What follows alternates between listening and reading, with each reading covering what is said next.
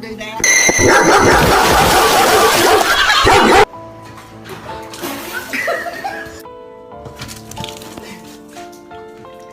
You gotta let it go, baby.